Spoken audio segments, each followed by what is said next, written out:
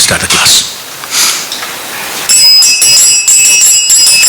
Jai Radha Madhava Jaya Kunja Bihari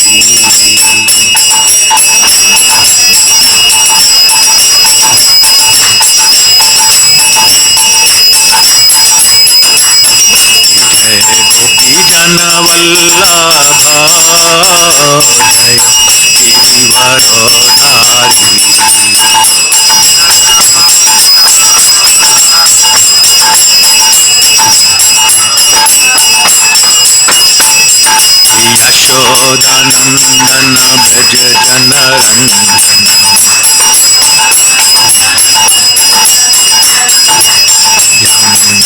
tira banachari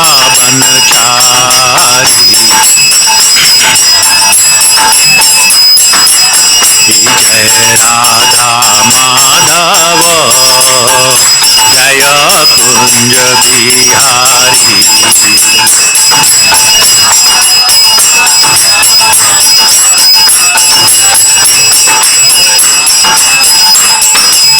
Bihari Jai Gopi Jana Vallabha Jaya Girivarodhari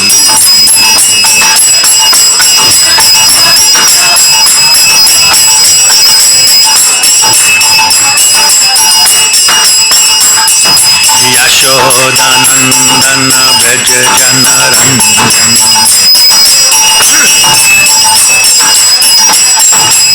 Yamuna Tira Banachari Jai Radha Madhava Jaya Kunja Bihari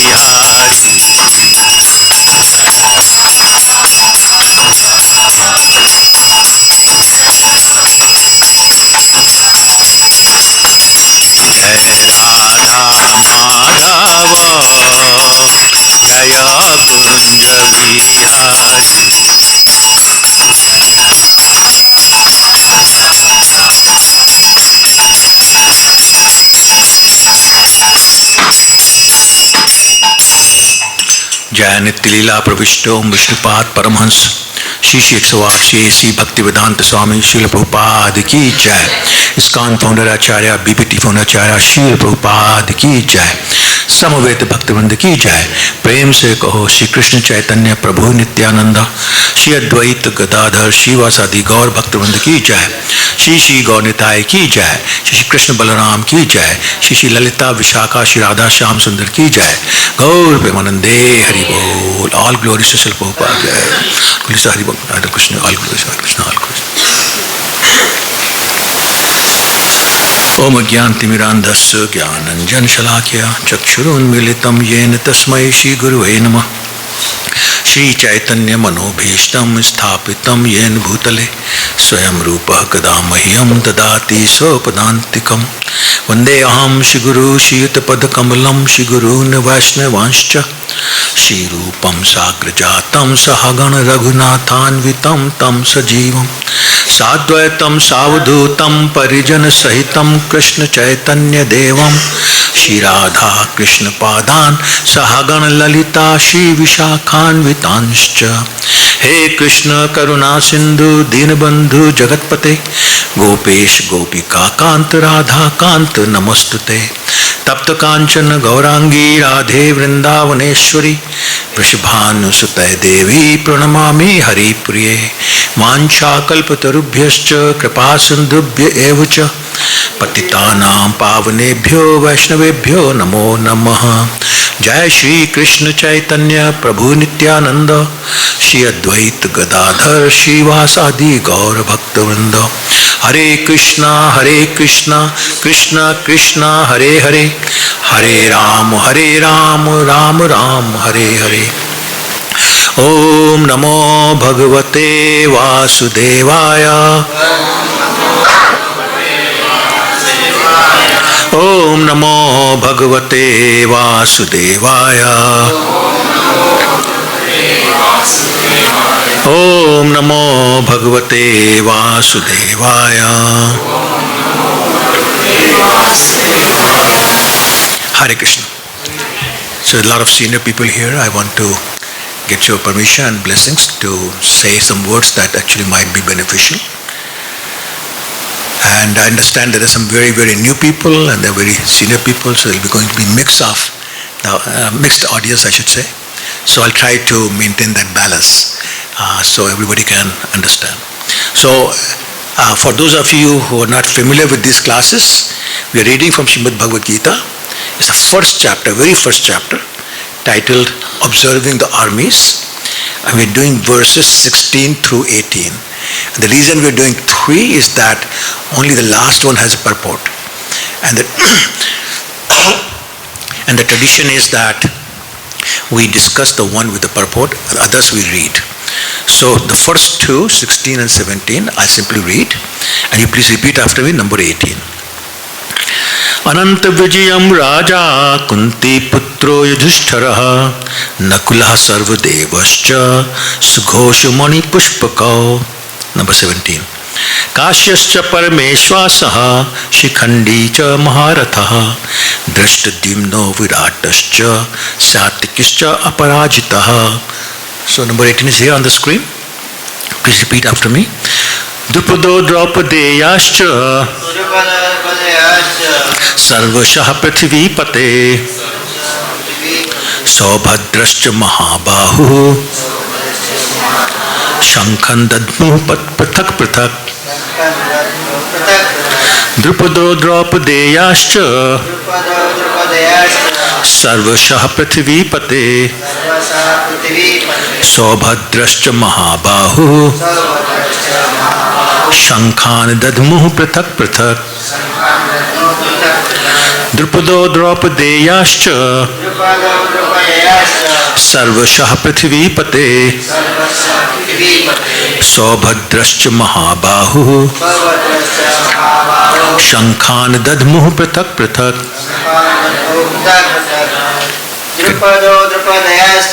Drupado Draupadeyascha Sarvashah Prithivipate Saubhadrascha Mahabahu Shaṅkhaṁ dadhmau prathak prathak Drupado Draupadeyascha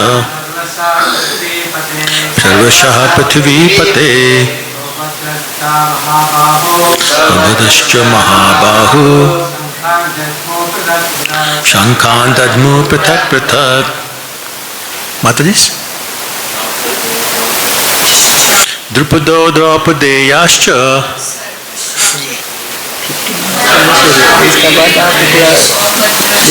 Okay, हमको 16 fill कर देंगे. Oh, okay. Prathak prathak. Drupado Draupadeyascha Sarvashah Prithivipate Saubhadrascha Mahabahu Shaṅkhaṁ dadhmau prathak prathak. Hare Krishna. So I'm just told that we are also to do number 15, which is the one before this. So I'm going to read that also and purport. So do all 15 through 18. Is that okay? Okay. So number 15 says, Pāñcajanyam hṛṣīkeśo devadattam dhanañjaya pauṇḍram dadhmau mahā-śaṅkhaṁ bhīma-karmā vṛkodaraḥ. Translation.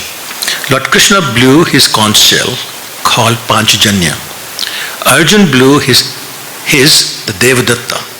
And Bhima, the voracious eater and performer of herculean tasks, blew his terrific conch shell called pauṇḍra.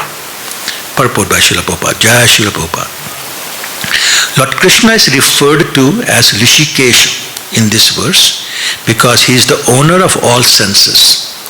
The living entities are part and parcel of him, and therefore the senses of the living entities are also part and parcel of his senses. The impersonalists cannot account for the senses of the living entities, and therefore they are always anxious to describe all living entities as senseless or impersonal. The Lord, situated in the hearts of all living entities, directs their senses. But He directs in terms of the surrender of the living entity. And in the case of a pure devotee, he directly controls the senses. Here on the battlefield of Kurukshetra, the Lord directly controls the transcendental senses of Arjuna, and thus his particular name is Hṛṣīkeśo. The Lord has different names according to his different activities. For example, his name is Madhusudanam because he killed the demon of the name Madhu. His name is Govinda because he gives pleasure to the cows and to the senses. His name is Vasudev because he appeared as the son of Vasudeva. His name is Devaki Nandan because he accepted Devaki as his mother. His name is Yashoda Nandan because he awarded his childhood pastimes to Yashoda at Vrindavan. His name is Parthasarthi because he worked as charioteer of his friend Arjuna. Similarly, his name is Hṛṣīkeśo because he gave direction to Arjuna on the battlefield of Kurukshetra.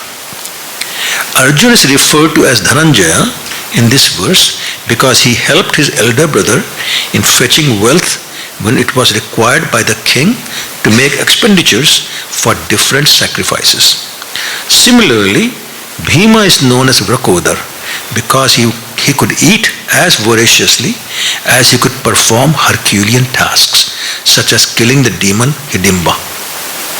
So the particular type of conch shell blown by the different personalities on the side of the Pandavas, beginning with the lords, were all very encouraging to the fighting soldiers. On the other side, there were no such credits, nor the presence of Lord Kṛṣṇa, the Supreme Director, nor that of the Goddess of Fortune. So they were predestined to lose the battle, and that was the message announced by the sounds of the conch shell. So now I'm going to read the purport with the 16 through 18.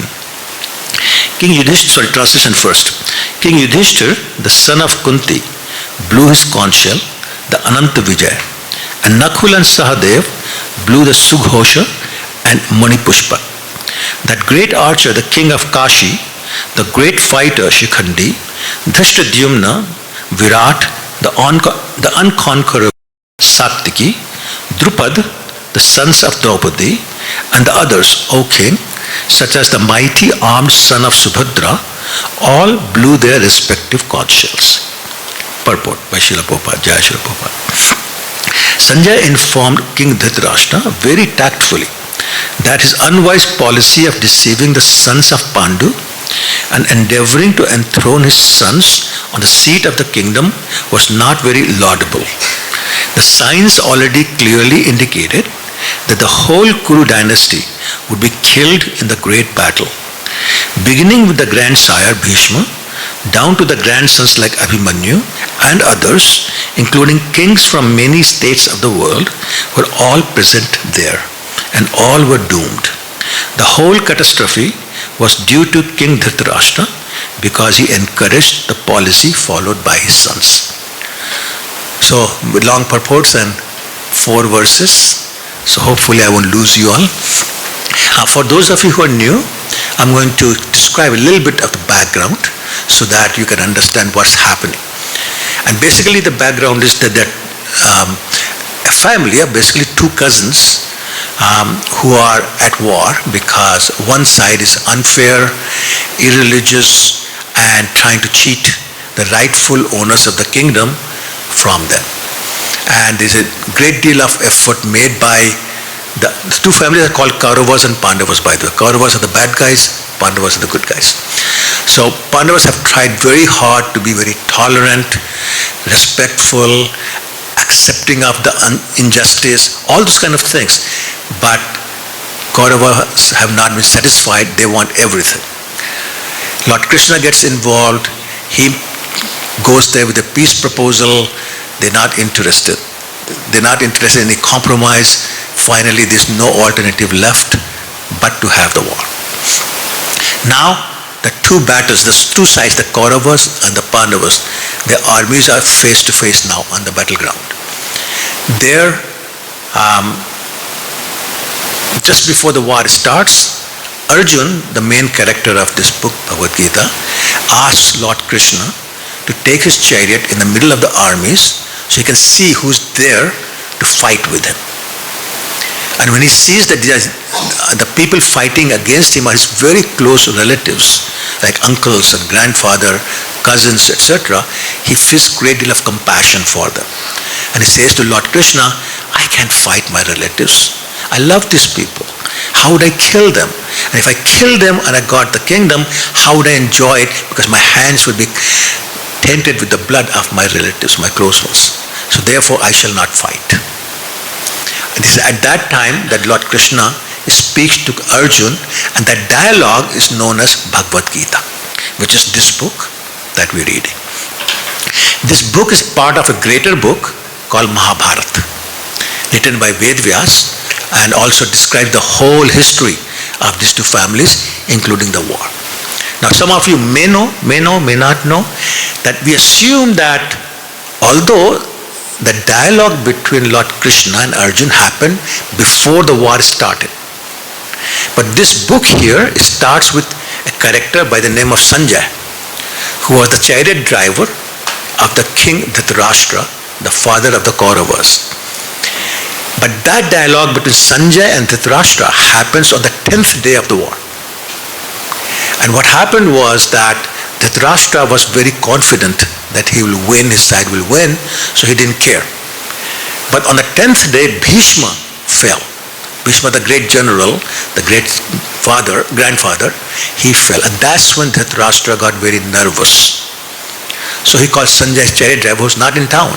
He said, come here right away and tell me what's going on. And the very first verse of Bhagavad Gita has Dhritarashtra asking Sanjay, please tell me what's going on at the battlefield. What did my children and the Pandavas do? That's how this book starts. But that's basically being told as like you can say flashback. It has already happened, but Sanjay is now describing this. So that's basically the background. Any questions on that, or you're clear on what's happening? Okay. So now something else that's happening very interesting. Verse number 15 starts with Lord Kṛṣṇa blowing a conchshell. Everybody knows conchshell? No? Okay.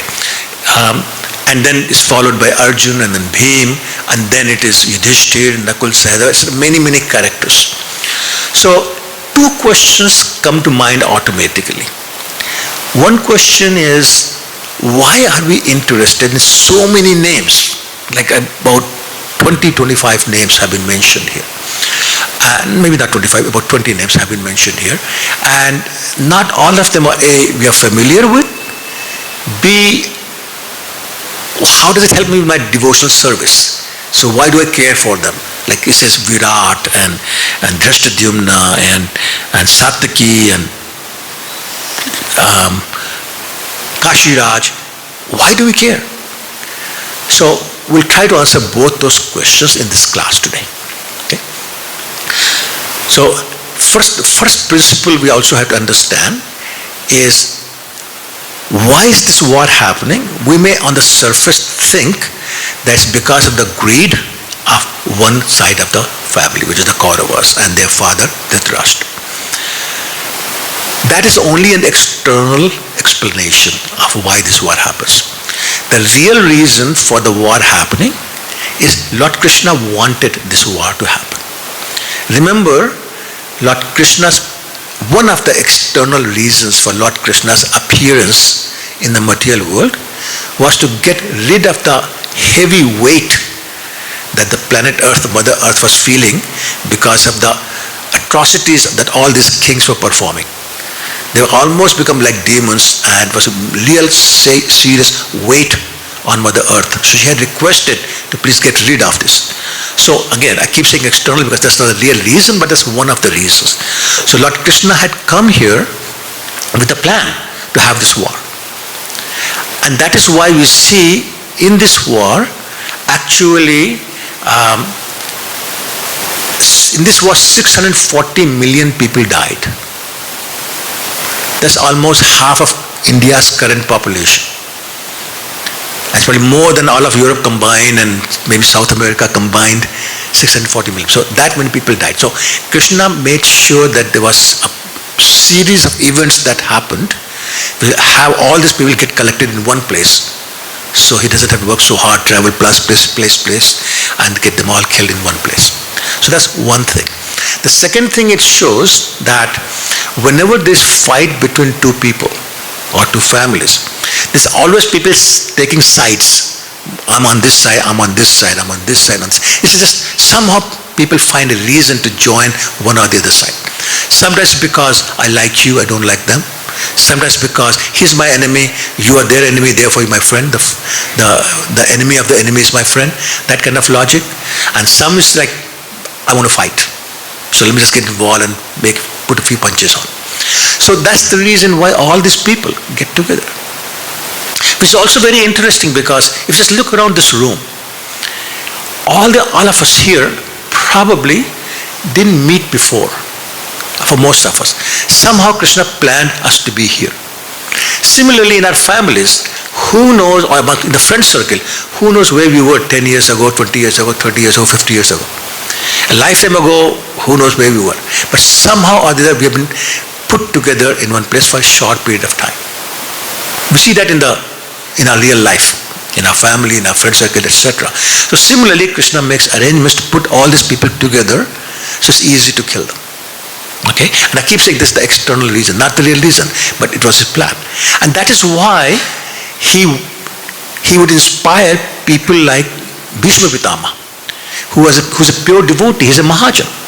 And you say, why would a Mahajan, a pure devotee, want to fight for a side against Lord Kṛṣṇa? It doesn't make any sense. How do you explain that? Well, the explanation is that Lord Kṛṣṇa asks his pure devotees to play a negative role sometimes to help him in his pastimes. So Bhīma-Karmā, a pure devotee, was playing a negative role of a so-called enemy against the devotees of Kṛṣṇa to help Kṛṣṇa in his pastimes. There are many examples like that. For example, some of you may be familiar with the pastimes of Lord Kṛṣṇa with Jatila and Kutila, the mother-in-law and sister-in-law of Radharani. Their only purpose in life was to not let Radha and Kṛṣṇa meet. And they'll do all sorts of things, so they can't meet. And you say, why would a pure devotee do that? Pure devotees want Radha and Kṛṣṇa to meet. But when Radha and Kṛṣṇa have difficulty meeting and then they meet, the pleasure is enhanced. So it's a service that Jatila and Kutila are doing by appearing to not do the service, do the opposite. So similarly here, Bhīma-Karmā is appearing to be the enemy, but he's not. He's simply helping Lord Kṛṣṇa perform his pastimes. Okay? So it's his plan. Now, everybody who's fighting from the Pandavas side, what's their purpose? They simply want to please Kṛṣṇa. Because Kṛṣṇa wants this war, therefore they're fighting this war. They're not fighting for their gain. Because Arjuna had already said, I don't want this. I don't want this. But Kṛṣṇa said, no, you fight. So he said, okay, if he says so, I'll fight. Similarly, all the Pandavas, because fighting this war will please Kṛṣṇa, therefore we will fight. Now that's very interesting. What is the definition of sacrifice or yajna? The definition of a sacrifice or yajna is any activity performed for the pleasure of Kṛṣṇa is yajna or sacrifice. Very simple definition. And that is why we say Sankirtan yajna. What is Sankirtan? The word Sankirtan is a compound word, Sam, which is Samyak, and Kirtan. Samyak means completely. Kirtan means glorification of the complete Lord. So Sankirtan is complete glorification of the complete Lord for the complete pleasure of that Lord. That is Sankirtan. And that is called yajna. So now, with that definition, this war is a yajna. Is everybody with me? Or if you're not, say, I don't understand. Okay, good. So this war is yajna as far as the Pandavas are concerned. So now, in Bhagavad Gita, chapter 3, text 9, Kṛṣṇa says, Yajñārthāt karmano anyata loko ayam karma bandhana. Tadatham karma kaunte devam papam apse. Kṛṣṇa is saying, work for me, the yajna purush. Yajna Purusha is Kṛṣṇa. So we perform yajna, the beneficiary of that yajna is Kṛṣṇa. He is Yajna Purusha. So similarly, the beneficiary of this war, yajna, is Kṛṣṇa. So then in yajna, what do you need? You need yajna kunda, which is the place where you make the fire. So the battlefield is the yajna kunda. Okay? You need the paraphernalia, samagri, which is the things that you need. That's the weapons being used. And the oblations are the soldiers. So lots of oblation by Arjuna. Of course, others were also offering oblations. So total 640 million people were used as oblations to this fire sacrifice. So therefore, having understood that this is a yajna for the Pandavas, for the Kauravas, what is it? They're not doing this to please Kṛṣṇa. So therefore, they are tied with karmas. So same activity performed by Duryodhana with the Kaurava brother, he is doing the killing, is getting the reaction of that. Arjuna is doing this same killing, but more of it, but because he is doing it on the instructions of Kṛṣṇa, for the pleasure of Kṛṣṇa, therefore he is not committing any sinful activity. No reaction for him. Is that distinction clear? Because again, very important distinction. So therefore, all this time I have simply made the point, this is a yajna. Now, it starts with blowing of the conchshell. So, what is the ISKCON activity where most common ISKCON activity where conchshell is blown before and after the activity? Arti, yes, absolutely, Arti. So this is like any religious activity, any auspicious activity, any devotional activity starts with the blowing of the conchshell. The conchshell basically does two things. One is purifies the air, the vibrations. Second, it announces the initiation or beginning of that particular activity. And for Mangal Arati, it's like Jeev Jago Jigo, everybody get up, come to Mangal Arati. So same thing here is declaration of the start of the activity, which is the war. Now, Bhishma Pitama does that for the Kauravas. Of course, he's the leader, and it's described by Sanjay that he's doing that. But interestingly, in text 14, just before this, and many others blew their shankha and they played their kettle drums, etc., etc. They made a lot of noise. That's it. Like they did something. When it comes to Pandavas, there are 18 Pandavas mentioned here. He goes one by one, and of course, starting with Kṛṣṇa. So any activity that started by Lord Kṛṣṇa and everybody else is following in that activity under his leadership, what's going to happen? Victory is guaranteed. Yatra Yogeshwara Kṛṣṇa, yatra Pārdhanudara, tatra Shri Vijayo Bhutir. Right? Vijayo, the victory is guaranteed. So here, in a very subtle way, Sanjay is trying to tell Dhritarashtra, buddy, you're not winning. The victory is going to be on the side of Kṛṣṇa, the Pandavas. So, of course, Dhritarashtra refuses to take any hint, but Sanjay is telling him. So anyway, so he starts that the first person to blow that conch shell is Lord Kṛṣṇa. And then it says, then it is Arjuna, who is also known as Dhanañjaya because he collected a lot of wealth for the performance of Rajasuya Yajna that his brother Yudhishthira Maharaj was going to do. And then of course after Bhima, the other brother is going to do that. Now, I said there are 18 names mentioned. 18 is a very interesting number because you find that in many places in our scriptures. For example, how many chapters in Bhagavad Gita? 18. How many thousand verses in Srimad Bhagavatam? That's very funny. Okay. How many Puranas? 18. Okay, 18. How many, in the Srimad Bhagavatam is called skand or cantos. In Bhagavad Gita it's called chapters, right? In Mahabharata it's called parva. So each section is called parva. And you can guess how many parvas in Mahabharata? 18. Very good guess. Yeah. So my point is, it's a very interesting number. And so that 18 is here as well. 18 Pandavas are blowing their conch shell. So let's talk about now each one of them and explain why it's so relevant. Because sometimes we think, why is it relevant? It's not nothing to do about bhakti. So that's the other thing. All these people are somehow or the other connected to Lord Krishna.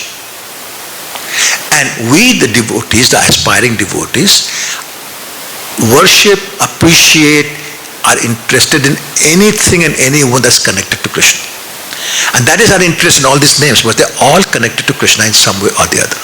And we'll discuss that in some more detail. So it starts with Ananta Vijayam Raja Kunti Putra Yudhishthira. So Yudhishthira is playing a conch shell by the name of Ananta Vijay. Which is another thing that I should mention. All the conch shells blown by the Pandavas, Lord Krishna, and of course Bhishma, they have a name. Others don't have a name. Name implies consciousness, which implies that they are transcendental. So when the transcendental conch shells are being blown, again, victory is guaranteed. So that's another way of Sanjay telling the Rashtra, give up. But of course, Dhritarashtra is not listening. So now here, Ananta Vijay, that's the name of the conch shell of Yudhishthira. Everybody knows who Yudhishthira is? The eldest brother of the Pandavas. Okay. So, Anant means endless. Anant is also the name of Lord Krishna. Anant is also the name of an expansion of Krishna like Ananta-shesha. It basically means endless, unlimited, infinite. Vijay means victory. So Ananta Vijay means the one for whom there is no end to the victories. So Yudhishthira Maharaj never lost in a battle. Never lost a battle. Whatever battle he engaged in, he won. But it wasn't the physical battles. He also won the hearts of everyone. Even as children, as child I should say, Yudhishthira Maharaj was very popular with the populace of Hastinapur, the kingdom they had. And that's one of the reasons why Duryodhana hated the Pandavas so much, because nobody liked Duryodhana and his brothers, and everybody loved the Pandavas, starting with Yudhishthira Maharaj, because of the way they treated with other people. So he won the hearts of everyone, even his enemy. So for example, Duryodhana cheated the Pandavas, and they had to leave the kingdom to go into the forest. 12 years, they could tell where they are. 13th year, it had to be incognito. If they found out, they have to go another 12 years. So in those 12 years, as they were wandering in different forests, Duryodhana conspired to kill them. And he came to the forest to kill these people, but somehow he got into a battle with the yakshas, and which is certain type of demigods. And he got arrested by them. When Yudhishthira Maharaj found out that his cousin is arrested by the yakshas, he sent his brother Arjuna and his brother Bhima to go and release him. So they fought, defeated the yakshas, released Duryodhana. And of course Duryodhana was not grateful, but Yudhishthira was not looking for gratitude. He wanted his cousin not be. So my point is that Yudhishthira Maharaj was what's known as Ajata Shatrua. There is a very famous verse in Srimad Bhagavatam, 3rd canto, spoken by King Rishabdev, who is an incarnation of Lord Krishna. He is describing the qualities of a pure devotee. He says, Titikshva karunika, suhridam sarvadehina, ajata shatrua shanta, sadhuvi sadhubhushana. Saying a devotee is tolerant, is very peaceful, is friendly to everyone, and he has no enemies. But that means he has no enemy. He is not feeling inimical to anybody. But he can stop other people from feeling enmity towards him. So Duryodhana felt the enmity towards Yudhishthira, but Yudhishthira had no enmity towards Duryodhana. So he's Ajatashatva. Anyway, so therefore Yudhishthira is being described in great detail here. Such a great king. He blows conch shell named Ananta Vijay, again declaring that he's going to win. Next person mentioned is Nakul. Nakul, there were 5 brothers Pandavas. He's the 4th brother, Nakul. Now Nakul is very interesting because he was very handsome, extremely handsome person. And one of the reasons Arjuna loved him so much was that his complexion was dark like Krishna's. So every time Arjuna looked at Nakul, he reminded him of Krishna, and therefore he loved him so much. And he loved to take him wherever he went. So when they were in the 13th year of exile, they had to be incognito, go to different places, so nobody would know it's the Pandavas. So Nakul went, actually all of them went to a king by the name of Virat. And they asked for different kind of employment. So Nakul and Sahadeva, the two brothers, went there and interviewed with the king for a job as horse caretaker of the horses. And they said, we were employed by King Yudhishthir in his, what do you call it, the place where they take the horses? Stable. In King Yudhishthir's stable. The king Virat was so impressed by the looks of Nakul, they said, okay, no more questions, you're hired. So he got hired just from that. And so he's playing a conchshell by the name of Sughosh. Sughosh, Ghosh means sound, Su means sweet sound, or nice sound. So he played his conchshell so beautifully and so sweetly, people when they heard it in that war, they got confused. Is it the start of the war or the start of Aarti? Because so nicely played. But anyway, that is Nakul. Now Sahadev, the youngest one, he was expert in all the Vedas. He knew them like all the verses, all the purports, all the connections and all that. So much so that any time Yudhishthira Maharaj, Arjuna, Bhima or anybody else, even Lord Kṛṣṇa, if they were having some discussion, and they wanted a reference point, they'll call Sahadev. Where is this referenced? What's the purport on this thing? And he'll tell them. And that is one of the reasons why when the Rajasuya Yagya performed by King Yudhishthira was about to start, this ceremony called who's going to be the Agra Puja, who's going to be the first person to be worshipped in this. So before anybody to say anything, Sahadev proposed Lord Krishna's name. And everybody agreed. Except one person, as you know. Anybody knows the name of the person disagreed? Shishupal, yes, Shishupal. And before Shishupal could speak a word, Sahadev stood up again and said, anybody who has a problem with Krishna being the first person to be worshipped, I'm going to kick him so hard. And Bhishma had to stop. He said, no, cool down, it's okay. There's a plan here. Of course, Bhishma was aware of Krishna's plan, that I'll tolerate 100 insults, and then my Sudarshan Chakra comes and does some very nice surgery on the neck of Shishupal, right? So that happened, but that was Sahadev doing that. His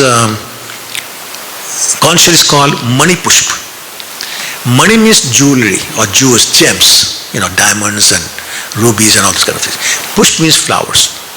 So his conchshell was made of flowers and all these gems. And how? When he was advising King Yudhishthira or proposing, I should say, Lord Krishna's name as the first person to be worshipped, the demigods were so happy, they were showering flowers and all these gems. And out of that, he could make a conchshell, and that's Mani Pushpa. So that's why it's the name Mani Pushpa. Okay, next is Kashiraj, Kashishcha. So the title used for him is Parameshwasa. Param Ishu Asha. Param means great. Ishu means fire. Asa means residence. So the one who's holding a bow which can fire arrows of fire is Parameshwasa. And that is Kashi, the king of Kashi. Now, king of Kashi is very famous for 3 daughters he had. Anybody knows the 3 very famous daughters? Yes, Ambika, Amba, Ambalika. Right. Why are they famous? What happened was, as you know, Bhishma Pitama had taken a vow of being a bachelor for the rest of his life for the sake of his father.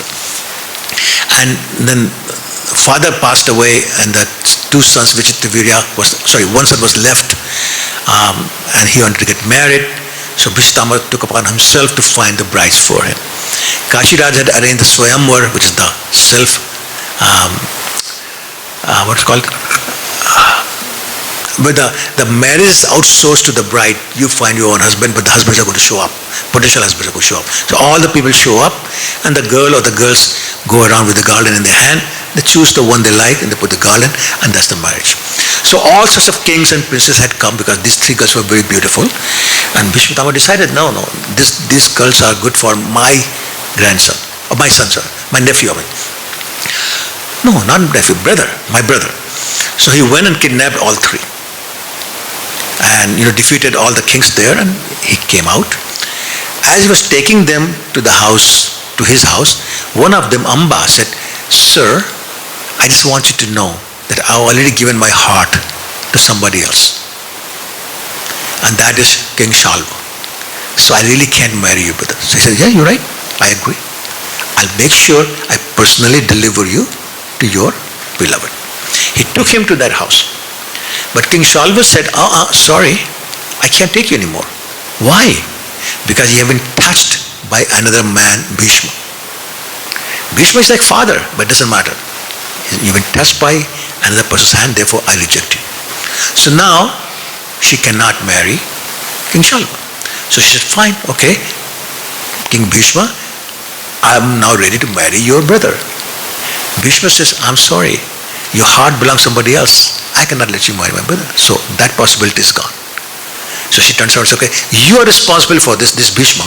You're responsible for all this, therefore you marry me." He says, "I'm so sorry, my dear Mataji. I can't, because I've taken a vow to be a bachelor all my life." So then she got very angry. She says, "I'm going to take my revenge." And she gives up her life with that revenge in mind. Next birth, she gets a boon from a yaksha, that next birth you will be a girl but a boy.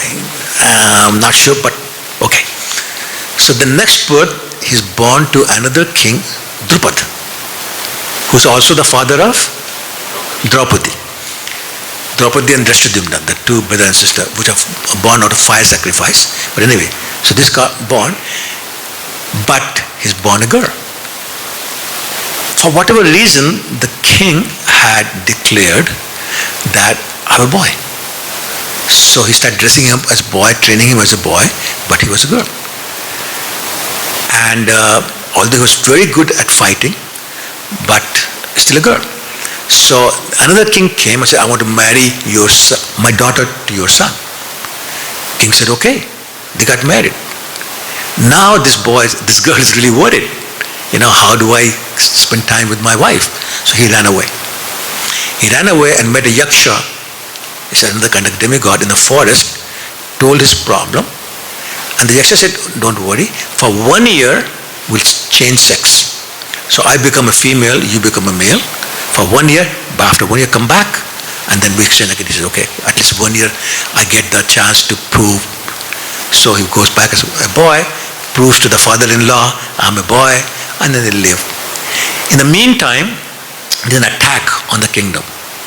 So everybody says, "You boy Shikhandi," that's the name. "Yeah, you're so brave, you're always bragging about your bravado, go fight." So he says, "Okay." Arjuna becomes the chariot driver. He goes. As soon as he comes in front of the army, he panics and runs away. So you just imagine the chariot drivers chasing the warrior. Anyway, so finally he catches him and says, "What are you doing?" And so he confesses the whole thing to him. Arjuna says, "Okay, fine." Arjuna had hidden all his weapons in a tree in that forest. So now Arjuna dresses up as a warrior with all his weapons and defeats the army. And of course, then everybody finds out this is Arjuna, nobody else can do that. So the whole story about that, I won't get into that, there's no time. Anyway, so now this is out, that Pandavas are there, and Shikhandi's reputation is saved, that nobody finds out that he was panicking. And then this whole thing goes on, but the point is, basically Shikhandi was a girl. So Bhishma Pitama, in an earlier dialogue with Arjuna, when Arjuna had asked, "My dear grandfather, how will you ever be killed in a battlefield? Because nobody can defeat you." And Bhishma Pitama said, "If there's a woman in front of me, I will not bear arms. I will not fight." So Arjuna remembered that, Kṛṣṇa remembered that. So when the time came, the 10th day of the war, Kṛṣṇa said to Arjuna, "You put Shikhandi on your side." So when they went to fight with Bhishma Pitama, Bhishma said, "I'm not fighting." He put his weapon down, he stood like this, "I'm not fighting." And Kṛṣṇa said, "Shoot your arrows." This is the surrender. It doesn't matter how difficult the instruction is. The devotee says, "I shall follow. Karishe vachanam tava." I shall follow your instruction. As unpalatable as it is, you're asking me to kill my grandfather who's not fighting back. But because it is your instruction, I will do that.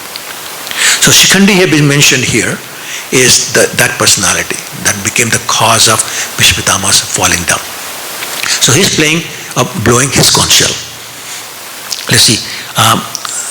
Drishtadyumna, I mentioned his name. He is the brother of Draupadi, the son of Drupad Maharaj. He is the one who killed Dronacharya. And basically, Dronacharya was another person who could not be killed by anybody. He was such a wonderful warrior. So Kṛṣṇa said the only way he will die is if he finds out his son Ashwatthama is dead. But how do you convince him Ashwatthama is dead?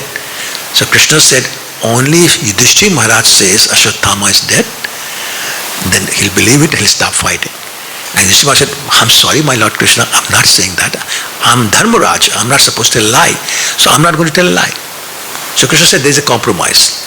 You say Ashwatthama hato naro va kunjaro. Translated, it means Ashwatthama, the son of Dronacharya, is dead.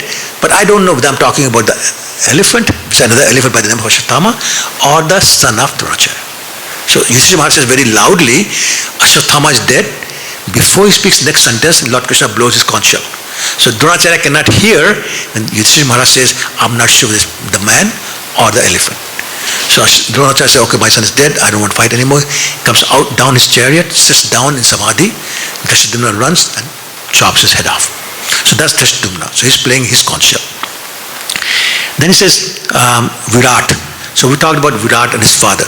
The interesting thing about Virat also is, he had a daughter. So when he found out the dance teacher that he thought was a dance teacher teaching his daughter, Uttara, is actually not a dance teacher, he is actually Arjuna. So he requested Arjuna to marry his daughter. And Arjuna said, I'm her teacher, I'm like a father to her. I can't marry her, but I'll respect your wishes, I'll get my son married to her. So Abhimanyu, the son of Arjuna, marries Uttara. Okay, so that's how that thing works out. Then Satyaki, of course, the other Yudhan, the person. Let's see who was Subhadra. So the son of Subhadra, which is Abhimanyu. And very interesting, the word Abhimanyu is actually two words. Abhimanyu. Abhi means no fear of anything. So much so that actually, when Arjuna would go for fight, he'll have three companions. On the right side, on the left side, and the back. So that nobody attacks from the sides or the back. He can only fight the front. So these three accompaniments will fight anybody from the side. So Abhimanyu would be one of those. That's how much Arjuna trusted Abhimanyu. So anyway, Abhi means nirbhay, which means fearless. Manyu means anger. So if he got angry, watch out. And it's said that when he was angry, he'll make a what we call a war cry. And his war cry was so ferocious that half the soldiers would hear that, they'll have heart attack and they'll fall down without fighting. So that is Abhimanyu, and we all know the story about Abhimanyu, how he fought the war and with 7 soldiers together, and how difficult it was to kill. Anyway, so that's him.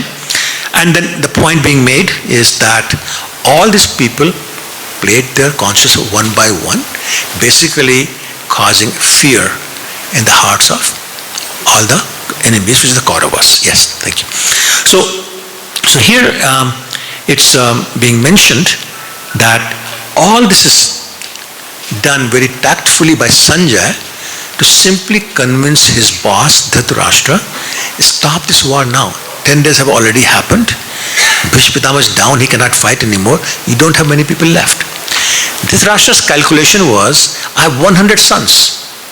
There are only 5 Pandavas. Even if one Pandava is able to kill 10 of my sons, after they all die, I'll still have 50 left and I'll be the king. Not realizing that nobody would be left. And something else that happened rather heinous in that, which is Ashwatthama, in the sons of Draupadi I mentioned here, Draupadi Ashram. I just want to talk about that. Draupadi had 5 sons, one from each of the husbands.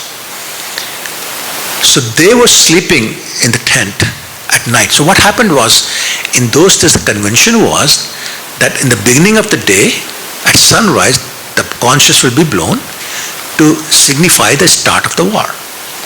At sunset time, the conches will be blown again to signify the end of the war. At the end of the war, everybody became friends. So they'll go to each other's tent, they'll have prasadam together, they'll have, cremations together, they'll all go to each other's cremations and all that. And that very friendly conversations and everything. In the morning they fight again. So Ashwatthama knew, first of all, he wanted revenge for his own father's death, but also many other reasons I don't have time to get into. He was very angry. So he decided, if I cannot kill them in a fair way, I'll kill them all when they're sleeping. So Kṛṣṇa, of course, Sarvasachaham Hridhi-sannivishto, Kṛṣṇa is in the heart of everybody. He knows what people are thinking, and he knew what Ashwatthama was thinking. So he advised the Pandavas to sleep somewhere else. And their sons, not realizing what's going to happen, they went to the bed where Pandavas would otherwise be sleeping. And Ashwatthama came and killed them, first with the arrow, then with the sword, severed their heads. And then he killed Dhrištadumna also as he was sleeping, the brother of Draupadi. He had killed Dronacharya. And then he went away. And he took the heads of the 5 sons. Not knowing they're the sons, they're thinking it's still Pandavas. In the meantime, the battle between Bhima and Duryodhana had happened. And Duryodhana was lying down in the forest all alone, mortally wounded, just waiting for the death. And Ashwatthama, thinking that I'll please my friend by showing the heads of the Pandavas, he goes there, dead of the night, very dark, he's holding the 5 heads in his hand and tells Duryodhana, I got a gift for you. So Duryodhana, not being able to see, touches the heads with his hand and retreats in horror and screams, what have you done? So he says, what? And he said, these are not the Pandavas, these are kids, these are Pandavas' kids. Why would you do that? But it was too late, and he had done that. So anyway, my point is, so those 5 kids had also blown their conch shells in the beginning of the war, so they're mentioned here. Okay, 6:25, I think 5 minutes I have to finish, right, Pooji? So are there any questions or comments or clarifications you have? Yes, Mataji. Thank you. Very nice. I have 3 questions. Okay, one at a time. Okay, 2 technical questions and 1 philosophical. Okay. The first one is in regards to, I have heard this before also, that this is Bhagavad Gita is actually description that Sanjay is giving to Maharaj, and it will be starting on the 10th day. So if you could tell me where is it written, what is, because I Yes, absolutely. Thank you for asking. It's very important. That's a very important question, Mataji, because nobody should be allowed to say something, on a whim and no proof. So this is Mahabharata. It's called Bhīma-karmā. In that's very detailed described what's going on and then how the war is about to begin, and I'll just ask questions. But it's on the the Drashta calls Sanjay and asks to describe what's going on because he's panicking now that Bhishma is down. So it's very clearly defined in that Shanti Parva in Mahabharata. Okay? Yes, Mataji. The second one is, you mentioned about Shikandi. Yes. So Shikandi is the son of Maharaja Ikram's father, and what Virat. The son of, hold on, let me just think for a second. Drupada, thank you. His son of Drupada. So Drupada had Shikandi as one son. Later on, he performed a 5 sacrifice where Dhrištadumna and Draupadi were born. So actually Dhrištadumna and Shikandi were brothers. Okay, so then what is the connection between Shikandi and Virat's life? Is there any connection, or I was... No, if I said that, I'm sorry. Yeah, okay, yeah. No, it's Drupada, yeah, sure, yeah. And the third one, which I also heard from Indians, that towards the end, when the battle would end every day, they would all gather together, and I just wanted to know their conscience, because I can't conceive, like, in the morning I'm fighting with someone, and in the evening it's like as usual, and I'm like friends and meeting. How, if you could explain something about their consciousness, how do they do that? Yes, thank you for asking. It's a wonderful question. Let me give you an example first of the modern day, and I'm a cricket fan, as most Indians are. And I know that when the test matches are going on, ODIs or T20s are going on, in the evening, the opposing teams, they shake hands and they become very good friends. Like Navjit Sidhu was a former player, was closest friend of Imran Khan. was a cricket player for Pakistan, later became Prime Minister. So yeah, those things happen. And even today, there are a lot of friends, even Pakistani players, very close friends of Indian cricket players. So that goes on. In the age of Dwapar, the consciousness was even higher. I'm fighting because I'm a Kshatriya. Not necessarily I hate you. There was some hatred, no question, but Kauravas, from Kaurava side. But others were joined, they joined because the Kshatriyas, they were invited to join. And one of them, I forget the name of the king, he was actually coming to join the Pandavas, and somewhere Duryodhan met him and convinced him to join him. I'm sorry, I can't remember the name. Something like that, but I can't remember the name. My point is, okay, I'll join you, I have to fight, so I'll just fight. So a lot of them were fighting just because of Kshatriyas. No hard feelings, no anger. I'm fighting because, just like you and I, we may play a game, it's a game for them. They're trained to play this game of war. And that's what does Kṛṣṇa say in 1843? Shauryaṁ tejo dhiti daksham yuddhe chapi apalayanam. He's saying the description of the qualities of Kshatriya is not afraid to fight. They welcome the fight. They're trained to fight. So, hey, an opportunity to fight, let me exercise some muscles and let's go. So, therefore, it's no real hatred. In the evening we are friends, tomorrow we'll fight. It's just that. Okay? And as you know, sometimes there's an advantage taken of that. So Arjuna, for example, would feel free to go to Bhishma-Pitamaha's house, tent I mean. And so what happened was, one night, Duryodhana got very upset and chastised his own grandfather that you're really in your heart, you're for Pandavas, outside you're fighting for us. So do something. So Vishnu said, okay, fine, I will do something today. And he made 5 arrows. They were guaranteed to kill one of the Pandavas. Kṛṣṇa found out, he knows everything. He said, Arjuna, he said, go there and have prasadam with him and ask for a gift. When he says yes, you ask for the arrows. So that's what happened. He went there, had the prasadam with his grandfather. Before he left, he said, I want a gift. He said, go ahead, ask the 5 arrows. So my point is, because Kṛṣṇa was with the Pandavas, he always made arrangements like this, and they would give it. One time he sent Draupadi to Bhishma-Pitamaha, and he said, Suhagan Bhava, like always be, have your husband alive. Before the war started, Yudhishthira went to Bhishma-Pitamaha, like the army is standing in front of each other. Yudhishthira goes to Bhishma-Pitamaha, offers obeisances, and Bhishma-Pitamaha says, Vijayi Bhava, you may be the victor. Duryodhana is standing right there, he says, what are you doing? You are on my side. He said, I know, but because he came, offered obeisances, I have to stay. So that was the mood in those days. Very different time mindset. So it's a very good example of being detached. If the thought is absolutely correct. Yes, Mataji. Absolutely. You got this. Yeah. Thank you, Mataji. Thank you. Yes. You know how you said that the time was Krishna got sick. Why did Krishna not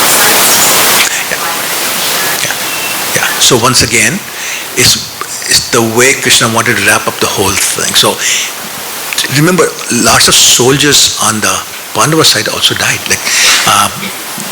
I forgot to mention, there's 11 Akshauhini's army on the side of the Kauravas, 7 Akshauhini Sena on the side of Pandavas. Combined, there were 640 million soldiers together. And Krishna's plan was to just kill them all. And like Kṛṣṇa is the most renounced, is one of his 6 opulences. So yeah, they have to go also. Just like when he wanted to wrap up his own pastime, all my sons, all my grandsons, everybody in my family has to go. So they fought each other in Prabhat Kshetra and they all left their bodies, right? So yeah, that was his plan. Okay, in a way Krishna's not playing favorite. They have to do, they have to do. Okay, like he left the gopis, not really, but externally, and just showing again renunciation on his part. Yes, mother. Very good. I would like to ask that my understanding is that you really have to surrender and that everything is according to Krishna's plan, and I agree with that. And I just want to ask that if we think that way, then how do we teach morals to our children, for example? That if something bad happens, like you think is bad, it's wrong, but then at the same time we have to accept that it's part of Krishna's plan. So how do you... Okay. let me repeat what I think you said. So basically you said that, yes, you agree that you should surrender to Kṛṣṇa, which means accepting his plan. But at the same time, what do you tell your children? Like, should they just stop and say, okay, whatever Kṛṣṇa wants will happen? And so we have nothing to do and we don't have to worry about anything, right? So I'm going to ask you a question in answer to your question. Have you ever seen a picture where Arjuna is leaning back on the chariot, pointing to Kṛṣṇa and said, I have surrendered, now you fight? Have you seen that? Why? What did Kṛṣṇa say? Many times in Bhagavad Gita, you fight. You fight. You fight. But he gave one qualification. In chapter 8, text 7, he says, Tasmat sarveshu kaleshu ma manusmar yuddhya. Is fight. But while fighting, remember me. So remembering me, fight your battle. So whatever job you do, whatever business you have, what children you want to raise, you do your duty, your battle. But remember me. What that means is that remember, it's all my plan. Whatever job you're doing, whatever business you're doing, wherever you're living, it's all my plan. So by doing that, you're executing my plan. Now, your job is to do your job, do your work. My job is to give you the results. So your job is to do your work, your duty. Karmanevadhikaraste. My job is to give you the results. So therefore, please do your job, let me do my job. In other words, you do your battles, let me decide what the result is going to be. So if you can accept that my role is to do the endeavor, but the effort, the battle, Krishna's role is to give the results, and let us both do our jobs. Therefore, I'll do my work. Whatever results come my way is Krishna's mercy. Good is Krishna's mercy, bad is Krishna's mercy. And if you can somehow accept that, life becomes very peaceful. Because reverses will happen, good things will happen. And then again, bad things will happen and good things will happen. That's how life goes. If I accept that it's Krishna's mercy coming my way, Krishna's mercy can never be bad. So if bad things are accepted as Krishna's mercy, what's wrong with that? If good things are accepted as Krishna's mercy, then you know it's not you, it's Krishna doing it. You don't get puffed up. If you don't get puffed up, you get in trouble. Because you get puffed up every time with Krishna. When you get puffed up, you get in trouble with Krishna.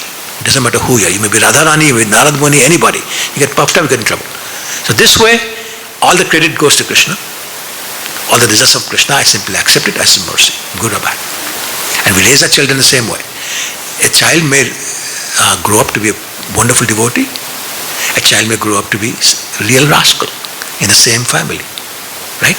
Not in your control.